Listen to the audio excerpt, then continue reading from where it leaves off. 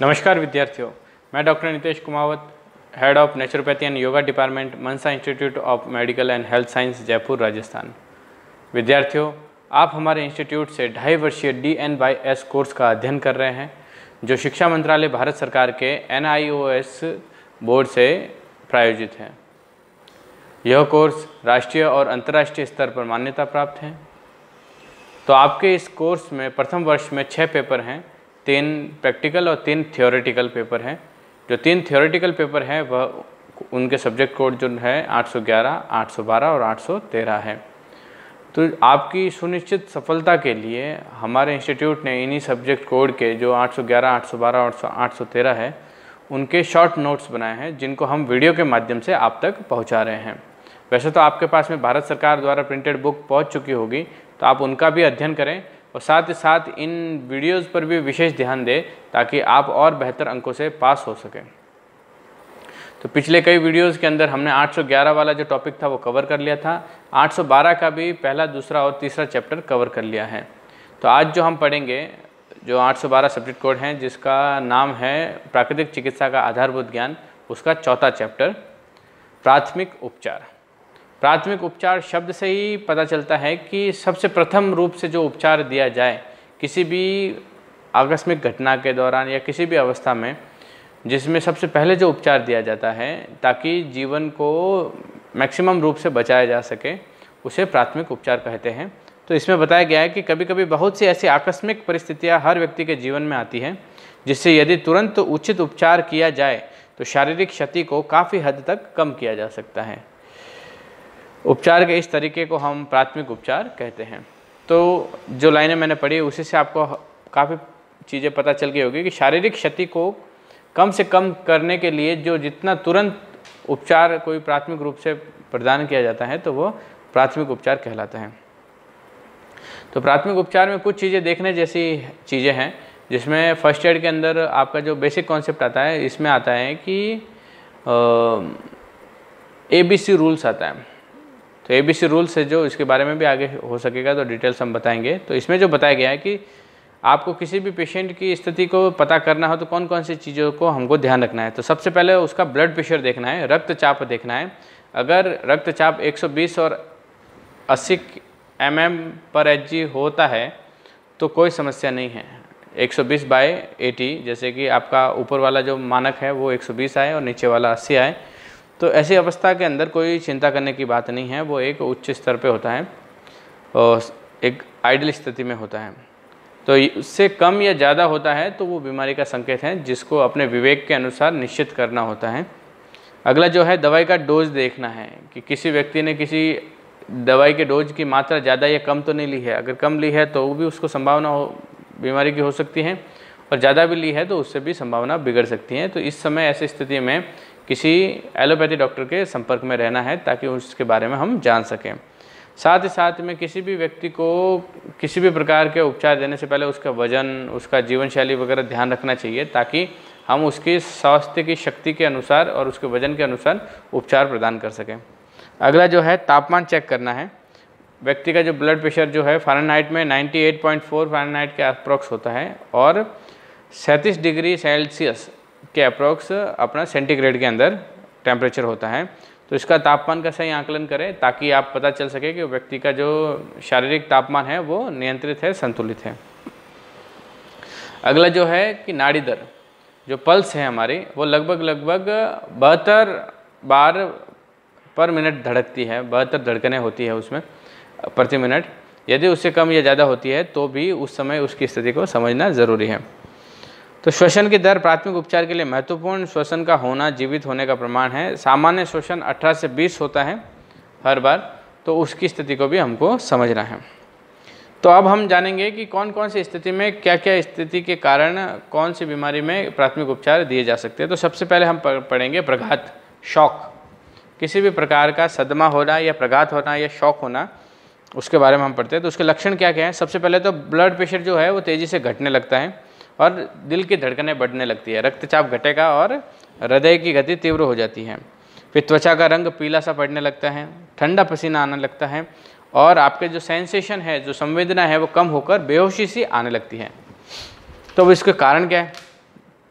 इसका कारण बहुत सारे कारण हो सकते हैं, या तो किसी एक्सीडेंट के कारण या किसी भी रीज़न से बहुत सारा रक्त का श्रावण जो बाहर की तरफ हो गया हो, रक्त बह गया हो, या फिर बहुत सारे दस्त या उल्टी हुई हो जिससे बॉडी के अंदर डिहाइड्रेशन हो गया हो, निर्जलीकरण हो गया हो, या फिर बिजली का झटका लगने से या किसी भी इन्फेक्शन के कारण भी, ये संक्रमण के कारण भी ये स्थितियाँ बन सकती हैं। तो इसमें प्राथमिक उपचार की क्या भूमिका रहेगी? तो इसमें करना क्या है? सबसे पहले जो भी प्राथमिक उपचारक हैं उसको करना है कि व्यक्ति जो भी रोगी है या फिर जो भी समस्या से पीड़ित है उस व्यक्ति के पैर को उठाए और उसके नीचे कोई तकिया लगा दे या उसको किसी थोड़ी हाइट पे लगा दे, ताकि पैरों की तरफ से आने वाला ब्लड इजी फ्लो से हार्ट की तरफ आए, तो हार्ट को पर्याप्त मात्रा में रक्त पहुंच सके।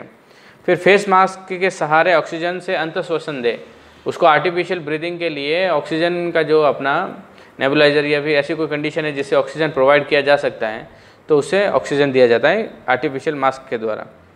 फिर हृदय गति, नाड़ी दर, रक्तचाप, रक्त ग्लूकोज आदि पर निरंतरता से निगरानी रखें। उनके किसी भी टेम्परेचर में या किसी भी वाइटल एक्टिविटी के अंदर चेंजेस आते हैं तो आपको उसमें बदलाव करने के लिए डॉक्टर के संपर्क में रहना चाहिए। फिर समस्या का मूल कारण पता करके भी उसका उपचार किया जा सकता है। यदि स्थिति आपसे नियंत्रित नहीं होती है तो आपको बिना किसी देर के ही डॉक्टर को बुला लेना चाहिए। आपके डॉक्टर को नहीं बुलाकर ज़्यादा हीरोगिरी के अंदर किसी व्यक्ति की जान जा सकती है, तो इसलिए हमेशा ध्यान रखना है कि आपको केवल प्राथमिक उपचार करना है ताकि व्यक्ति को कम से कम शारीरिक क्षति पहुँचे। अगली जो स्थिति में बताते हैं कि कौन कौन सी आपातकालीन स्थितियाँ होती हैं जिसके अंदर आपको प्राथमिक उपचार की ज़रूरतें पड़ती हैं। तो सबसे पहले तो बिजली का झटका लगना। तो अगर किसी व्यक्ति को बिजली का झटका लगा है तो उसका क्या प्राथमिक उपचार देंगे आप? तो प्रभावित व्यक्ति को शीघ्र कुचालक द्वारा बिजली स्रोत से दूर करें। किसी समझो कोई व्यक्ति बिजली से चिपक रहा है, करंट लग रहा है, उसको झटका लग रहा है, तो ऐसा नहीं कि आप उसको जाके खींचने की कोशिश करें, कभी भी ऐसा मत करें, क्योंकि वो बिजली का झटका आपको भी लग सकता है और आप खुद भी उस जगह पे जाके चिपक सकते हैं। तो करना क्या है? पहले तो बिजली का जो कुचालक यंत्र है, कुचालक ऐसा जिसमें करंट नहीं आ सकता, जैसे कि सूखी लकड़ी है, प्लास्टिक, ऐसे कोई भी यंत्र से उस व्यक्ति को झटका मार के उस जो भी जहाँ से भी वो चिपका है वहाँ से अलग करना है। या फिर अगर किसी जगह को बटन से बंद किया जा सकता है, किसी को करंट लगा है और उसका बटन बंद किया जा सकता है, तो उस लकड़ी से या फिर उस प्लास्टिक के किसी भी कुचालक यंत्र से उस इलेक्ट्रिक जो प्रोसीजर प्रवाहित हो रही है, जो इलेक्ट्रिक कनेक्शन है, उसको रोकने के लिए प्रयास करना है।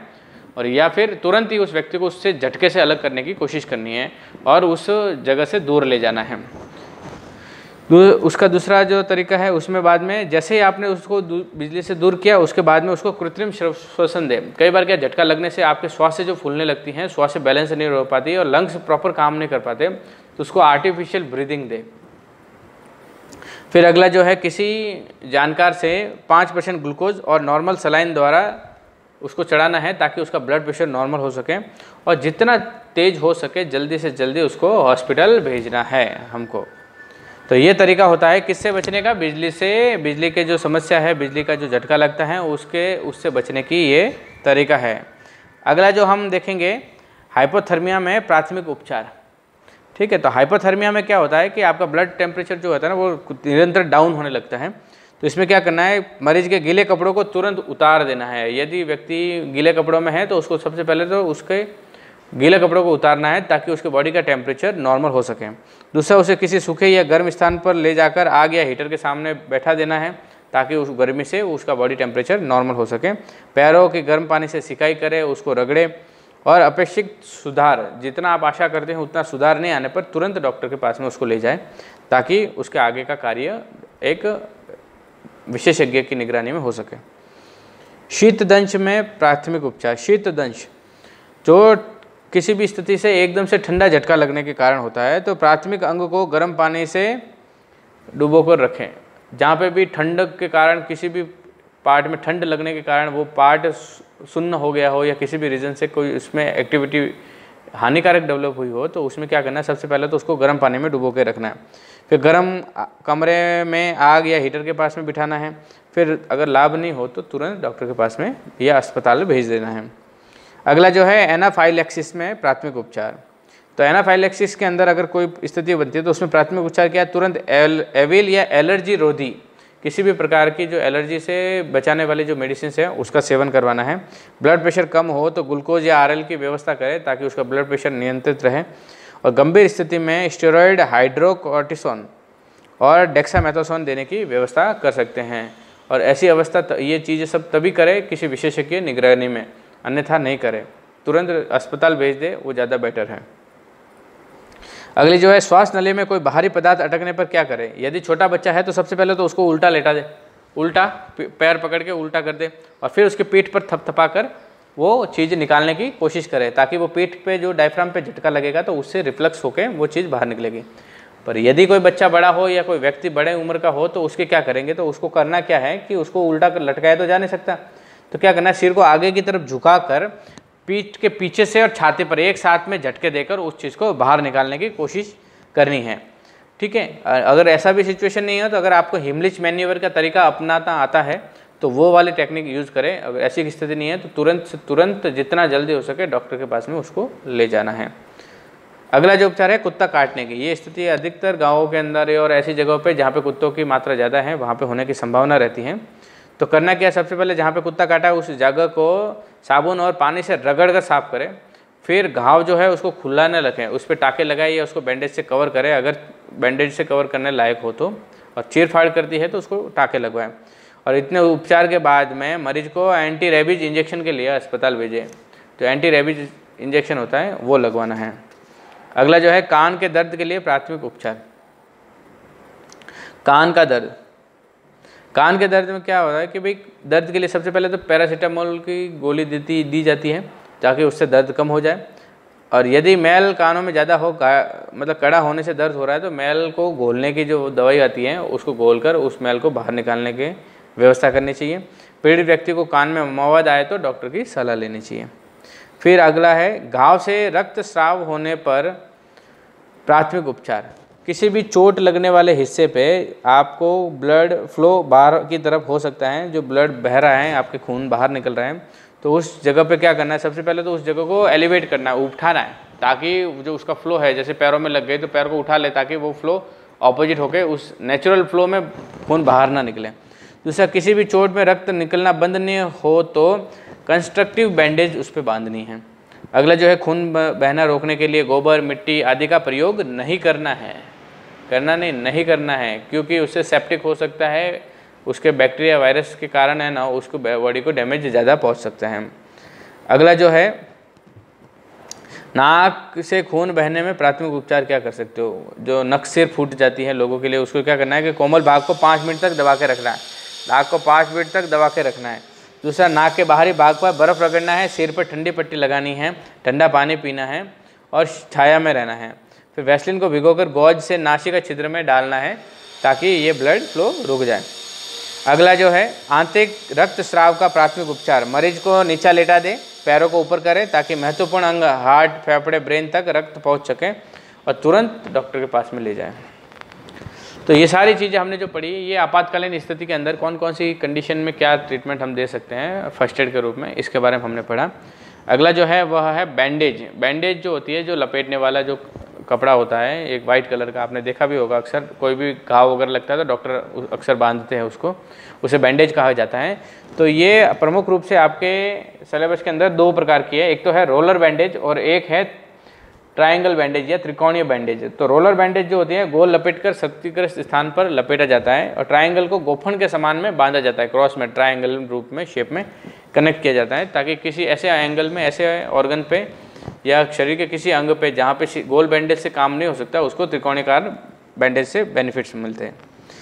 अब देखा जाता है कि फर्स्ट एड करने के लिए फर्स्ट एड किट की ज़रूरत होती है, कोई एक ऐसा बक्सा जिसके अंदर वो सारे सामान हो जिससे इमरजेंसी उपचार किया जा सकता है। समझो घर पे किसी कारण से किसी जल गए, तो जलने के लिए आपके पास में कोई ट्यूब होनी चाहिए जो जलने वाले जो भाग को उसको कवर कर सके। तो वो सारी चीज़ें जो होती है वो उस डब्बे के अंदर रहती है, उसको फर्स्ट एड बॉक्स बोला जाता है, प्राथमिक उपचार संदूक। तो उसमें कौन कौन सी चीज़ों का होना आवश्यक है इसके बारे में हम बताएंगे। तो सबसे पहला तो छोटा प्लास्टिक पात्र होना चाहिए, एक छोटा सा बाउल होना चाहिए उसके अंदर। दूसरा होना चाहिए स्प्लिंटर्स होना चाहिए। तीसरा रुई अच्छी मात्रा में। फिर टॉर्निकेंट होना चाहिए। फिर आपको एंटीसेप्टिक जो ड्रेसिंग होती है वो होनी चाहिए। फिर साबुन होना चाहिए, रोलर बैंडेज होनी चाहिए, ब्लेड होनी चाहिए।